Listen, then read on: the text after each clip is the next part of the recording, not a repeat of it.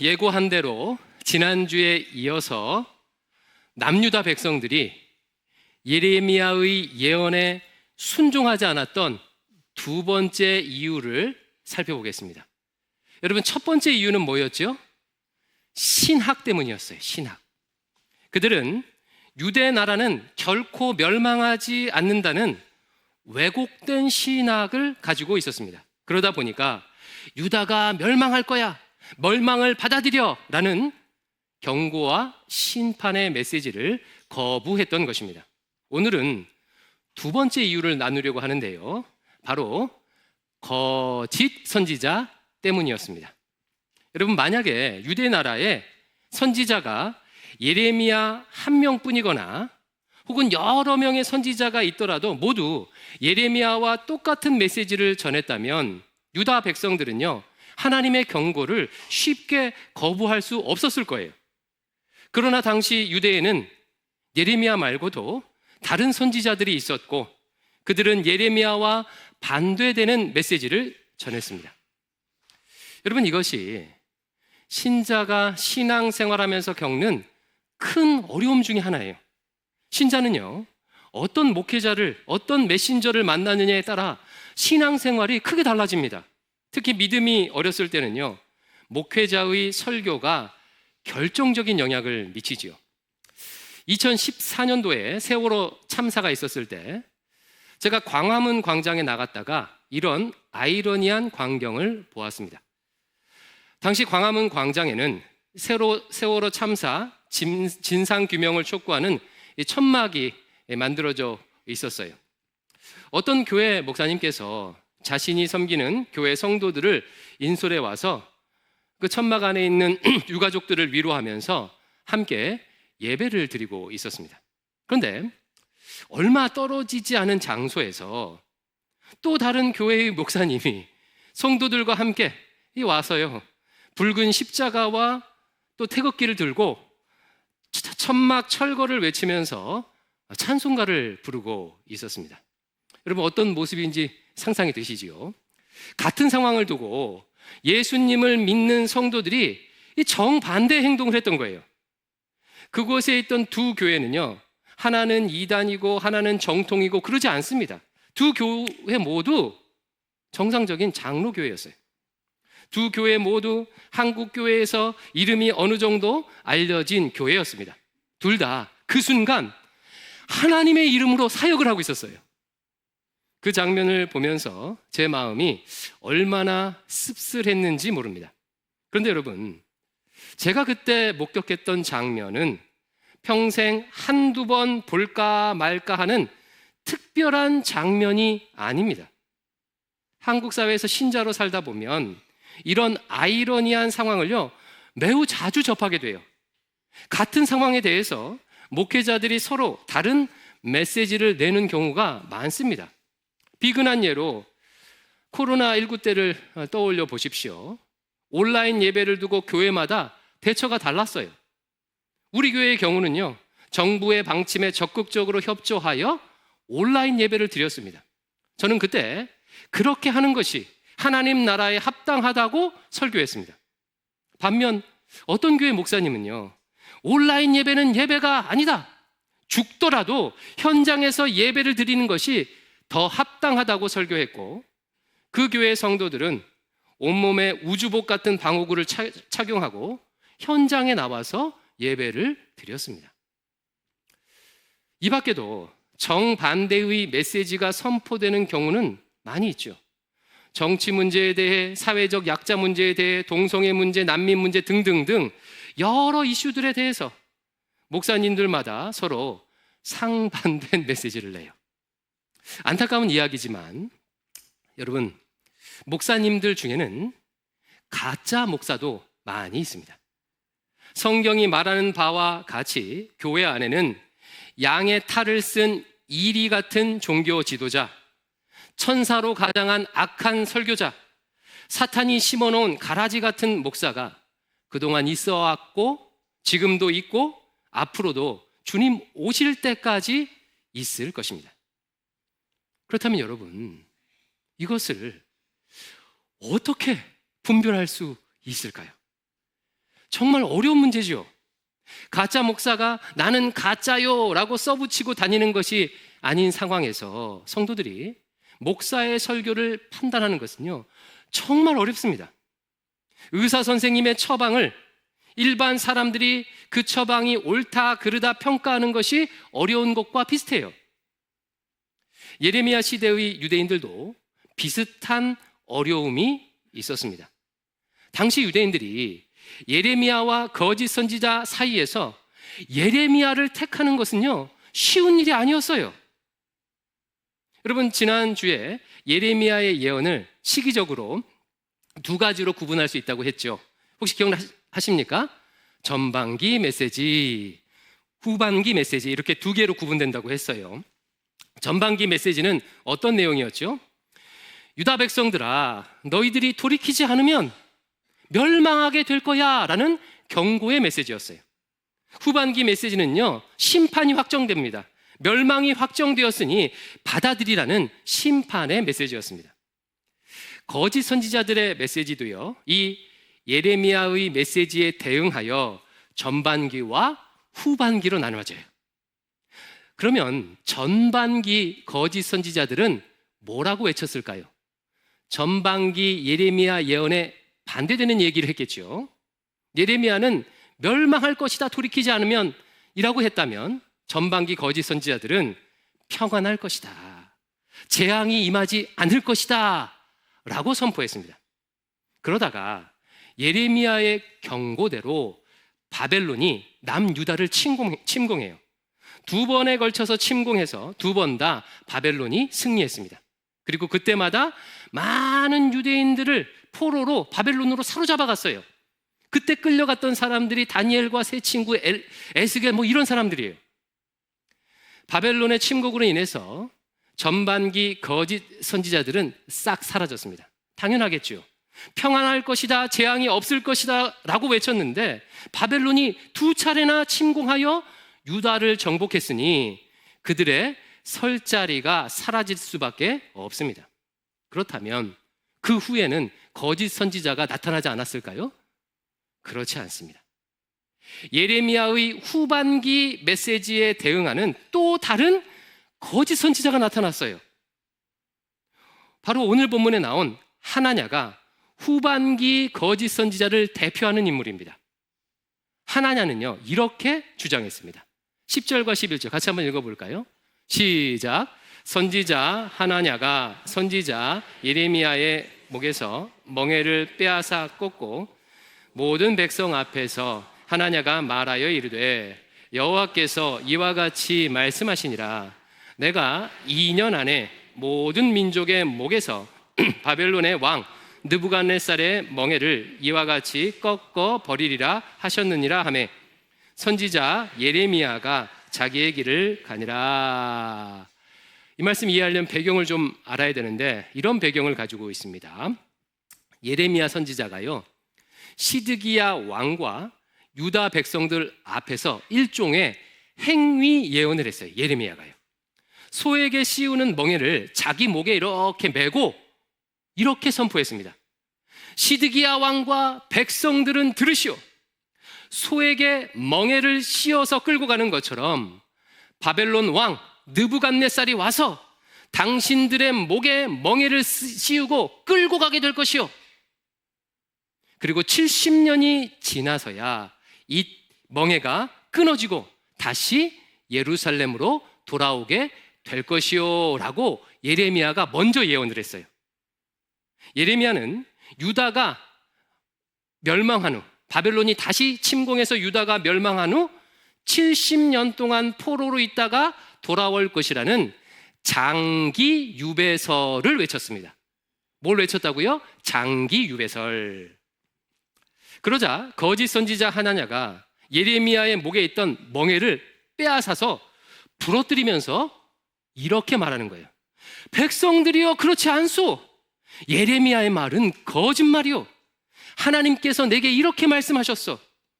70년이 아니라 앞으로 2년 안에 하나님께서 바벨론 왕이 씌워놓은 멍에를 꺾고 포로들을 다시 돌아오게 하실 것이요. 그러니까 하나냐는요, 더 이상 바벨론의 침공은 없고 이미 포로로 사로잡혀간 사람들도 2년 만에 돌아올 것이라는 단기 유배설을 주장했어요. 뭘 주장했다고요? 단기 유배설. 예레미야는 유다가 완전히 멸망한 후 70년 뒤에 돌아올 것이라는 장기 유배설. 하나냐는 더 이상의 침공은 없고 2년 뒤에 돌아올 것이라는 단기 유배설. 이 단기 유배설이 예레미야 후반부 예언에 대항하는 거짓 예언이었습니다. 이와 같은 상황 속에서 남유다 백성들은요, 전반기에도 후반기에도 예레미야가 아니라 거짓 선지자들의 예언을 하나님의 말씀으로 받았어요. 그 선택의 대가는 너무나도 참혹했습니다. 유대 나라가 바벨론에 의해서 처참하게 짓밟혔어요. 그들이 그토록 소중하게 여겼던 예루살렘 성전도 완전히 파괴가 되었습니다. 여러분, 유다 백성들의 선택에 대해서 어떤 생각이 드십니까? 참 어리석구나. 어떻게 거짓 선지자들을 따르느냐? 혹시 이런 마음이 드십니까? 우리는 예레미야의 예언이 맞다는 것을 이미 알고 성경을 보다 보니까 유다 백성들이 어리석다고 쉽게 결론을 내릴 수가 있어요. 하지만 한 번 더 생각하면요, 예레미야 예언을 받기에는요, 거짓 선지자들의 예언은 정말 너무나도 그럴듯했습니다. 여러분께서 이것을 실감하실 수 있도록 제가 예레미야 당시의 상황을요, 요즘 시대로 각색해서 현대 버전으로 한번 말씀드려 볼게요. 다음에 두 종류의 메시지를 한번 들어보시고 어느 메시지가 더 그럴듯한지, 어느 메시지가 지금 한국 교회를 향한 하나님의 마음에 가까운 것 같은지 여러분 한번 판단해 보십시오. 여기 두 분의 목사님이 계시는데 한 분이 이렇게 설교합니다. 여러분, 하나님께서 회개하지 않는, 돌이키지 않는 한국 교회를 심판하실 것입니다. 무슬림들을 사용해서 한국 교회를 치실 것입니다. 앞으로 한국의 제1종교는 이슬람교가 될 것입니다. 교회의 예배당은 이슬람 사원으로 바뀌고 이슬람 사원이 되지 않는 예배당은 술집이나 카페가 될 것입니다. 이 하나님의 심판을 받아들이십시오. 교회 건물을 지킬 생각하지 말고 포기하십시오. 이슬람에 저항할 생각하지 마십시오. 빨리 회복할 기대도 하지 말고 하나님의 때를 겸손히 기다리십시오 라고 설교해요. 예레미야 메시지를요, 요즘식으로 바꾸면 이 정도 되는 거예요. 반면에 다른 한 목사님은 이렇게 설교합니다. 여러분, 하나님께서는 우리와 함께 계십니다. 과거 공산주의로부터 한국교회를 지켜주신 것처럼 이슬람으로부터도 지켜주실 것입니다. 한국 사회의 희망은 한국교회뿐입니다. 하나님께서 한국교회를 멸하실 리 없습니다. 반드시 평안을 주실 것입니다. 지금은 잠시 한국교회가 위축된 것 같으나 금방 부흥의 때가 올 것입니다. 포기하지 않고 교회의 부흥을 꿈꾸는 자는 그 영광을 곧 보게 될 것입니다. 하나님을 신뢰하십시오 라고 설교를 해요. 예레미야 당시 거짓 선지자들의 외침을 지금식으로 바꾸면 요 정도 되는 거예요. 여러분, 두 분 목사님 중에서 어떤 목사님을 따르시겠습니까? 어떤 메시지가 우리를 향한 하나님의 마음에 합한 것 같으세요? 제가 각색을 했지만요, 저라도 평안과 회복을 전하는 두 번째 목사님의 말씀이 더 은혜롭고 더 귀에 들려요. 이처럼 여러분, 예레미야 시대도 그렇고 지금도 그렇고 그냥 겉으로만 들어서는 누구의 메시지가 이 시대를 향한 하나님의 진짜 마음인지를 파악하는 게 정말 어려운 거예요. 우리가 만약에 그냥 귀에 들리기에 좋은 말씀, 나한테 마음에 감동을 주는 말씀, 내게 위로와 힘이 되는 말씀만을 쫓아가서는 우리 모두는 남 유다처럼 될 수도 있는 거예요.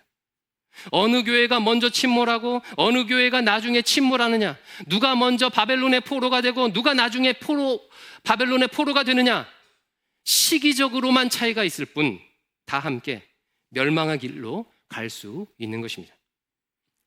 그렇다면 여러분, 어떻게 해야 될까요? 이렇게 다양한 메시지가 난무하는 상황에서, 심지어 정반대의 메시지가 사사건건 나오는 상황에서 우리는요, 어떻게 분별할 수 있을까요? 저는요, 단 한 가지 방법밖에 없다고 생각합니다. 당연한 이야기겠지만요, 하나님의 말씀을 기준으로 분별하는 거예요. 하나님의 말씀을 기준으로. 남유다 백성들이 거짓 선지자들이 전하는 평안과 회복의 메시지를 선택한 데는 그럴 만한 근거가 있었어요. 그들은 평상시에 우상을 숭배하고 악을 행하면서도 거짓 선지자들의 평안의 메시지를 당당하게 꺼리낌 없이 선택할 수 있는 근거가 있었다는 거예요. 그게 무엇이었을까요? 바로 성전 제사입니다. 남유다 백성들은요, 이런 생각을 가지고 있었어요. 우리에게는 하나님의 집인 성전이 있잖아. 우리는 매일 그 성전에서 하나님께 제사하면서 예배드리고 있잖아. 그러니 하나님께서 우리와 함께 하시면서 우리에게 평안을 주실 거야. 우리를 지켜주시고 돌봐주실 거야. 이런 생각을 했다는 거예요. 실제로 남유다 백성들은 예루살렘 성전에서 하루도 거르지 않고 제사를 드렸습니다. 제사장들은 사람들이 성전으로 가지고 오는 소, 양, 염소를 하나님께 매일 바쳤어요. 성전에 온 사람들은 매일 하나님의 구원을 노래했습니다. 성전 제사만을 기준으로 놓고 보면 그들은요, 부족함이 없었어요. 그들은 성전 제사 행위를 통해 하나님을 향한 의무를 다했다고 여겼습니다. 그러다 보니까 성전 밖에서 행하는 우상 숭배와 이웃을 향한 악한 삶을 아무렇지도 않게 생각하게 됐던 거예요. 하나님의 말씀이 기준이 아니라 성전 제사 행위가 기준이 되니까 자신이 어떻게 평상시 살든지 상관없이 평안의 복을 받을 자격이 있다고 여긴 거예요. 여러분, 이에 대해서 하나님께서 뭐라고 하셨는지 한번 들어보십시오. 작년에 예레미야 앞부분을 묵상하면서 다들 충격받았던 말씀인데요, 아마 보시면 기억날 거예요. 예레미야 7장 4절, 9절, 10절을 좀 길지만 같이 한번 읽어보겠습니다. 시작. 너희는 이것이 여호와의 성전이라, 여호와의 성전이라, 여호와의 성전이라 하는 거짓말을 믿지 말라. 너희가 도둑질하며 살인하며 간음하며 거짓 맹세하며 바알에게 분향하며 너희가 알지 못하는 다른 신들을 따르면서 내 이름으로 일컬음을 받는 이 집에 들어와서 내 앞에 서서 말하기를 우리가 구원을 얻었나이다 하느냐. 그럼 이게 2500년 전 유다 얘기 같습니까? 아니면 우리 얘기 같습니까? 우리는 이와 같이 않다고 당당하게 우리는 지금 말할 수가 있을까요? 여러분, 이것이 성도가 거짓 선지자들을 분별하지 못하고 악한 길을 선택하는 대표적인 이유예요.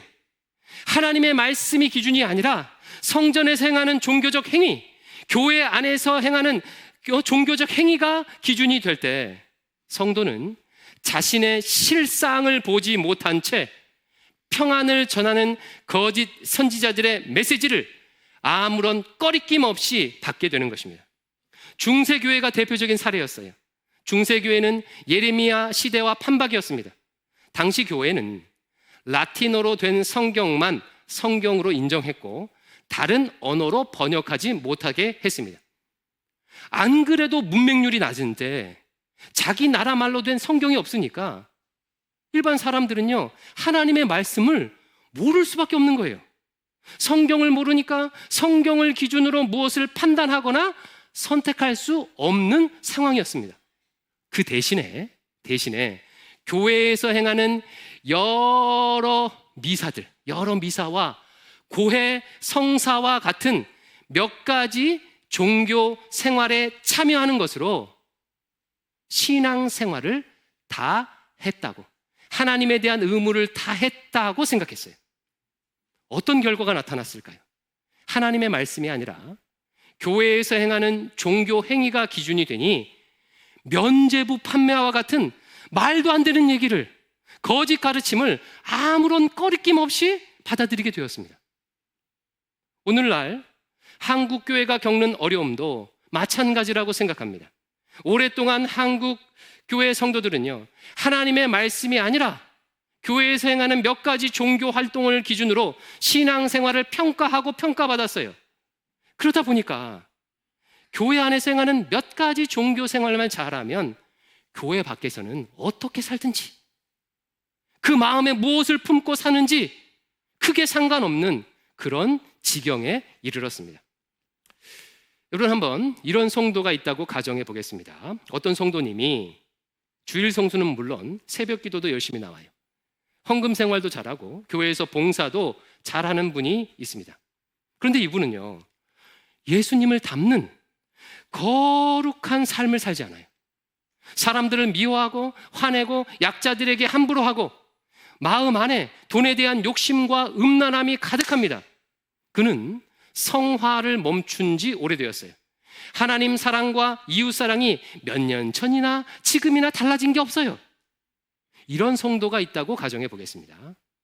여러분 보시기에 이분은 돌이키라, 회개하라, 그렇지 않으면 하나님께 책망받을 것이다 라는 메시지와 걱정하지 마, 하나님께서 평안을 주실 거야, 곧 회복시켜 주실 거야 라는 이 메시지 중 어떤 메시지를 자신에게 주는 메시지로 받을 가능성이 높겠습니까? 만약 그가 하나님의 말씀을 기준으로 선택한다면 회개하라는 회개의 메시지를 자신에게 주신 말씀으로 받을 거예요. 성화를 멈춘 마음의 음란함과 탐욕이 가득한 자신의 모습을 보면서 회개할 것입니다. 그러나 자신이 행하는 몇 가지 종교 행위를 기준으로 선택하게 되면 평안과 회복의 메시지를 자신에게 주시는 메시지로 받을 겁니다. 왜요? 반복해서 행하는 종교 행위로 인해서 자신의 삶과 마음 안에 있는 악을 보지 못하기 때문인 거예요. 거짓 목사들은 이런 틈을 파고들어 활개칩니다. 성도들이 세상에서 어떤 악을 행하는지에는 별로 관심이 없고 세상에 만연하는 온갖 불의와 악에는 침묵하면서 헌금 생활 잘하면 하나님이 복 주실 거야, 주일 성수 잘하면 복 주실 거야, 기도회에 나오면 회복시켜 주실 거야 라고 성도들을 현혹하면서 교세를 키우고 자기 영향력을 넓힐 것입니다. 사랑하는 성도 여러분, 종교 행위가 아니라 하나님의 말씀이 기준이 되어야 비로소 거짓 선지자가 사라지고 참 선지자의 메시지가 흥황하게 될 수 있는 것입니다. 예레미야가요, 처음 활동을 시작했을 때 그때 왕이었던 요시야 왕 때 그런 일이 일어났어요. 요시야 왕은 이스라엘 왕 중에서 다윗 다음으로 칭찬을 받은 왕입니다. 그는 남유다에 만연했던 우상의 산당들을 없애는 종교 개혁을 단행했어요. 요시야 왕 시절에는요, 거짓 선지자들이 발 붙일 수 없었습니다. 백성들은 제사장 hil기야, 여선지자 훌다, 선지자 예레미야와 같은 참 선지자들의 말씀을 따랐어요. 여러분, 어떻게 이 일이 가능했을까요? 종교적 행위가 아니라 하나님의 말씀이 기준이 되었기 때문이에요. 열왕기하 23장 1절에서 3절에 이걸 보여주는데 좀 길지만 제가 한번 읽어드릴게요. 요시야 왕이 유다와 예루살렘의 모든 장로를 자기에게 모으고 요시야 왕이 여호와의 성전에 올라가매 유다 모든 사람과 예루살렘 주민과 제사장들과 선지자들과 모든 백성이 노소를 막론하고 다 요시야 왕과 함께한지라. 요시야 왕이 여호와의 성전 안에서 발견한 언약책, 율법책의 모든 말씀을 읽어 무리의 귀에 들리고 왕이 단 위에 서서 여호와 앞에서 언약을 세우되 마음을 다하고 뜻을 다하여 여호와께 순종하고 그의 계명과 법도와 율례를 지켜 이 책에 기록된 이 언약의 말씀을 이루게 하리라고 선포하매 백성이 다 그 언약을 따르기로 하니라. 요시야 왕이요, 성전에서 발견한 언약책의 말씀을 백성들에게 가르쳤어요. 백성들이 그 말씀을 듣고 그 말씀을 기준으로 분별하게 되자 거짓 메시지들이, 거짓 선지자들이 사라지고 하나님의 뜻이 남유다에 흥왕하게 된 거예요. 유럽의 종교개혁이 일어난 이유도 마찬가지입니다. 종교개혁의 중심에는 성경 말씀의 전파가 있었습니다. 종교개혁가들은 성경을 자국의 언어로 번역했어요. 마침 구텐베르크가 활자 인쇄술을 발명하여 다양한 언어로 번역된 성경이 일반 백성들에게 유럽 전역에 보급이 되었어요. 성경이 보급되자 놀라운 변화가 유럽 대륙에 일어났습니다. 그동안은 미사나 종교 의식을 기준으로 거짓 메시지와 참 메시지를 분별했던 사람들이 이제 하나님의 말씀을 기준으로 분별하게 되었습니다. 어떤 결과가 나왔죠? 사람들이 거짓 메시지를 거부했어요. 종교개혁이 성공하여 지금 우리가 몸담고 있는 개신교회가 탄생했습니다. 사랑하는 대광의 성도 여러분, 무엇을 기준으로 신앙생활하고 계십니까? 혹시 교회 안에서 행하는 종교적 행위를 기준으로 신앙생활하고 있습니까? 확실하고 분명하게 말씀드리겠습니다. 아무리 예배를 많이 드리고 헌금을 많이 하고 봉사를 해도 일상에서 하나님의 말씀에 순종하지 않으면 아무 소용이 없습니다. 하나님의 말씀을 알지 못하면 믿은 지 오래되었어도 영적 성장이 멈춥니다. 거짓 메시지를 분별하지 못하고 평안과 위로의 메시지만 쫓아다니면서 가짜 목사들에게 휩쓸리기 쉽습니다. 사랑하는 성도 여러분, 하나님의 말씀을 기준으로 삼아야 합니다. 이를 위해서 계속해서 하나님의 말씀을 깊이 배우십시오. 여러분, 노후를 위해서 연금 공부도 하고 주식 공부, 보험 공부, 부동산 공부도 하시잖아요. 영원한 복을 보장하는 하나님의 말씀을 모른다면 이 얼마나 안타깝고 어리석은 일이겠습니까? 감사하게 우리 교회는 말씀 묵상 운동하는 교회입니다. 교회에서 하는 말씀 묵상 운동에 적극적으로 참여하기를 권면합니다. 아마 지난 3년 저와 함께 말씀을 꾸준히 묵상하신 분들은 성경에 대한 상당한 안목이 생기셨을 것입니다. 무엇이 하나님의 말씀에 합당한지 분별할 수 있는 힘이 더 많이 생기셨으리라고 예상합니다. 아멘입니까? 하나님께서 우리에게 주신 이런 좋은 기회를 가볍게 여기지 마십시오. 하나님의 말씀을 더 깊이 깨닫고 그 말씀에 순종하는 것, 그것이 거짓 선지자가 난무하는 이 시대에 나를 살리고 교회를 살리는 길입니다. 이와 같은 은혜가 우리 모두에게 있기를 주의 이름으로 축원합니다. 우리 이 마음을 담아서 함께 찬양하기를 원하는데요, 다윗이 하나님의 말씀을 꿀송이보다 달게 여겼던 것처럼 우리도 그렇게 되게 해주시옵소서 라는 마음을 담아서 우리 찬송가 200장 찬양하겠습니다.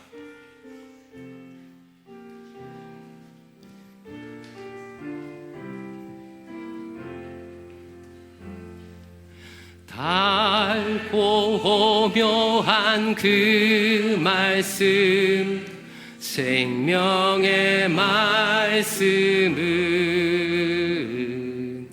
귀한 그 말씀 진실로 생명의 말씀이 나의 길과 믿음 밝히 보여주니 아름답고 귀한 말씀 생명세미로 다 아름답고 귀한 말씀 생명샘이로다.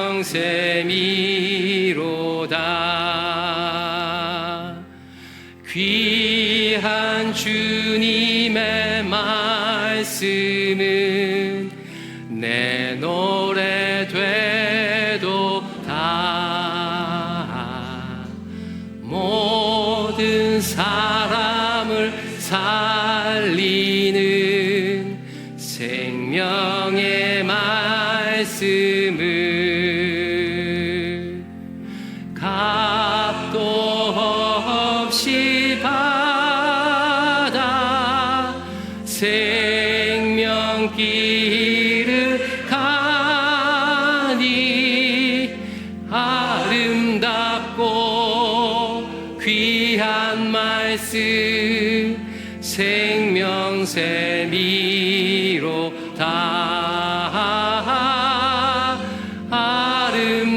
아름답고 귀한 말씀 생명샘이로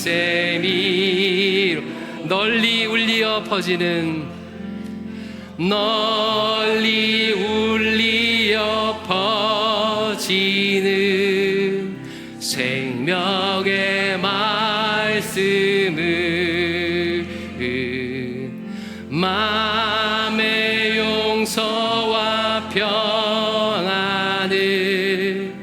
골고루 주나니 다만 예수 말씀 듣고 복을 받네. 아름답고 귀한 말씀 생명샘이로다.